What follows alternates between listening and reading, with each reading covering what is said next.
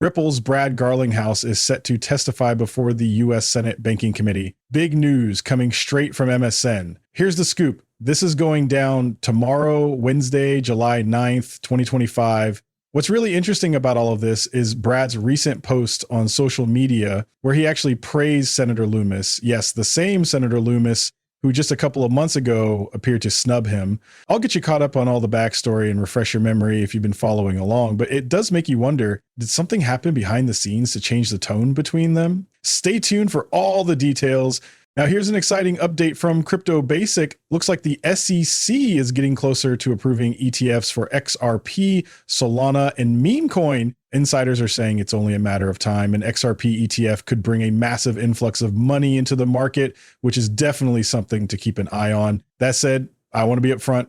I'm not a financial expert, and this isn't financial advice. So please don't make any buy or sell decisions based solely on what I say here. Always do your own research. Here's a post from May 19, 2025 by Ripple CEO Brad Garlinghouse that really made waves in the crypto community. It went viral, racking up an incredible 2.1 million views. Huge, right? I even broke it down in detail back then. Honestly, though, this situation feels like a serious misstep. Ripple is one of the most prominent and trustworthy players in the US crypto space with its headquarters right here in the country. Yet they're being overlooked by a sitting US senator with no clear explanation. It's frustrating to see, especially given Ripple's importance in the industry. Here's what Brad Garlinghouse shared on May 19th. He's heading to DC to advocate for sensible pro-crypto legislation, focusing on stablecoins and market structure. It's encouraging to see elected officials begin to recognize crypto for what it truly is, a multi-chain industry with so much potential. And that said, a bit of a hiccup. Senator Lumis, chair of the Digital Assets Subcommittee, canceled a meeting with Brad and hasn't rescheduled yet. As a leader in Congress and a senator from one of the most crypto-friendly states, Wyoming, Brad hopes she'll reconsider and take the opportunity to lead for all of crypto, not just one piece of it. Here's the reality. Senator Lumis has been a strong voice in the crypto space for years, but her focus has been almost entirely on Bitcoin. While Bitcoin is incredible, the wider crypto landscape is full of innovation and technological advancements that deserve attention too. Hopefully, we can move past the Bitcoin-only narrative and embrace the full potential of this multi-chain future. She's a pretty staunch Bitcoin maximalist, and she's also a sitting senator, so honestly, this didn't surprise me at all. But hang tight, there might actually be a good reason why she canceled, which we'll get to in just a second. And Brad chimed in, saying, "I'd love for you to join me on an X Space anytime, or even for a live chat on stage at one of the many events where we cross paths. Let's talk about how to make the US the crypto capital of the world, which is aligned with the goals of the Trump administration. I'll keep doing everything I can to support that vision." Now, that's the right approach. Brad isn't a maximalist. He's all about a multi-chain world. He gets that as the crypto space grows, there's room for everyone. If XRP continues to thrive, it'll just claim its share of the larger pie, and that's a win for everyone involved. He believes every coin with real utility deserves its own place. It's not about dominating the entire asset class or being the one coin to rule them all. Now, here's something interesting. XRP community member Cowboy Crypto brought up an intriguing point. He tagged Brad Garlinghouse, and Brad actually responded, "Let me share the details with you." So Cowboy Crypto posted this: "Hey, Brad Garlinghouse, look into Will Cole, Senator Lumis' son-in-law. He's reposting Pierre's jab at you. What's this about?" Well, Cowboy Crypto is referring to an earlier post where Brad mentioned Senator Lumis canceling a meeting and refusing to reschedule.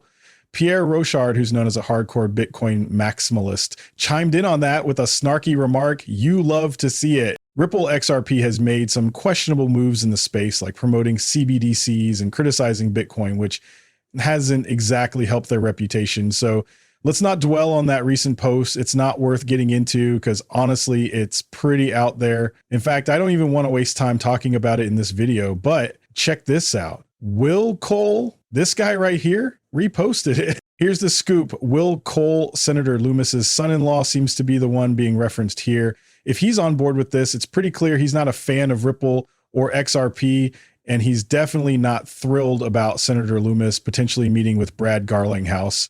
Cowboy Crypto points out that Will is head of product for a Bitcoin payments company and doesn't enjoy seeing Ripple succeed. Makes sense now, right? Maybe this explains why Senator Lumis hasn't been open to meeting with Ripple. After all, Her financial contributors include A16Z, and her family has strong ties to Bitcoin. Here's an interesting one. Will Cole recently shared a post from Pierre Rochard where Pierre claimed, "You ruined your reputation and lost all credibility by pushing for CBDCs and against Bitcoin. Nobody takes you seriously anymore." Seems like Will Cole isn't a fan of XRP, or as some might say, he's got a serious case of XRP derangement syndrome. Brad Garlinghouse chimed in with a response saying, "Thanks for the info. Certainly enlightening to learn that Will Cole is related to Senator Lumis. I get that senators have packed schedules and things can change, but hearing from her staff that it's unable to reschedule after we've been trying to meet one-on-one for 6 years, that's really disappointing." Well, let's be real here. If someone can't make time in 6 years, it's not just a case of, "Oops, I'm super busy right now." It's more like, "No, thanks. We're not interested in meeting with you." Let's call it what it is. Then Brad says, "We're an American company looking to grow the crypto economy here in the US for the benefit of everyone. Honestly, I can't help but wonder, was this decision made by Senator Lummis herself, or was it someone on her team?" Good question, right? To be fair, Senator Lummis has a reputation as a pretty hardcore Bitcoin maximalist, so I wasn't exactly shocked when this happened. And as for Brad testifying in front of the US Senate, we've all seen that coming for a while now. Here's an example, a thread on X from Crypto Basic on July 4th. It mentioned that the US Senate plans to include Ripple's CEO in a hearing about crypto market structure. So the news was out there, but up until then, Brad Garlinghouse himself hadn't commented on it. What really caught my attention, though, was the picture they shared of him. It cracked me up. His eyes were closed and I couldn't help but laugh. Now, this got me thinking about Brad Garlinghouse. Why did they choose that picture of him? It's kind of like Earl's blinking. It just doesn't make sense. I can't help but laugh about it. It's so random. That said, on a more serious note, Ripple's Brad Garlinghouse is set to testify before the US Senate Banking Committee soon. Here's a post where Brad Garlinghouse shared the big news. He announced that he's been invited to testify in front of the Senate Banking Committee this Wednesday to discuss the importance of passing crypto market structure legislation. Brad expressed his gratitude to the U.S. Senate Banking Committee GOP Chairman Senator Tim Scott, Senator Ruben Gallego, who have been key leaders of the subcommittee for digital assets. He also highlighted how their leadership over the years has been crucial in reaching this pivotal moment for the crypto industry. Brad emphasized that clear and constructive crypto market structure legislation in the U.S. is vital for driving innovation and financial opportunities forward, all while ensuring consumers are protected. First off, why is he thanking Senator Lumis? Did she ever actually meet with Brad? As far as I know, she hasn't, at least not that I've seen. If I'm missing something here, feel free to let me know, because I don't claim to have all the answers. But seriously, did they meet? Am I just out of the loop? It feels like we're all just ignoring that this hasn't happened and now it doesn't matter anymore.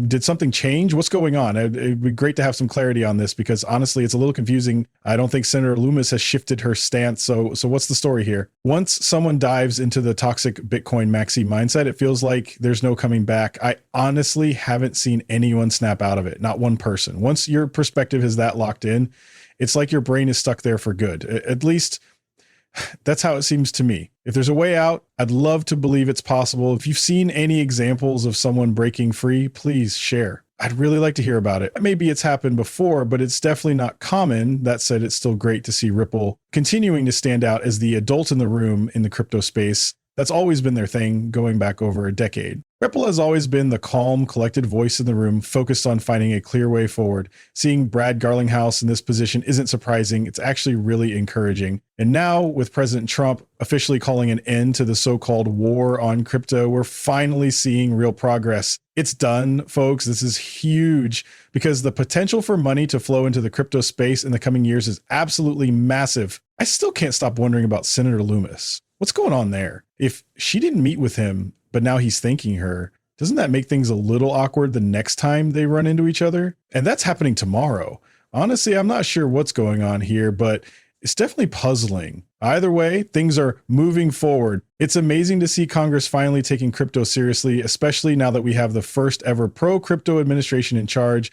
What a big step forward, and how exciting would it be to see the first ever spot XRP ETF in the US? That's definitely something to keep an eye on. Here's the big headline from Crypto Basic. SEC nears streamlined approval for XRP, Solana, and meme coin ETFs, insiders confirm. The SEC has just released its most detailed guidance yet on crypto exchange traded products. ETPs. ETFs are actually a type of ETP, and there's some exciting news in the crypto world. Industry insiders are calling this recent development a major step toward approving a wave of crypto ETFs. These could include ones tied to big altcoins like Solana and XRP, and even a meme coin linked to former President Donald Trump. With new Republican leadership, the SEC seems to be taking a more open and constructive approach to crypto. They've set up a task force to create a regulatory framework for crypto funds and have even backed off on some of the aggressive enforcement actions they had been pursuing before.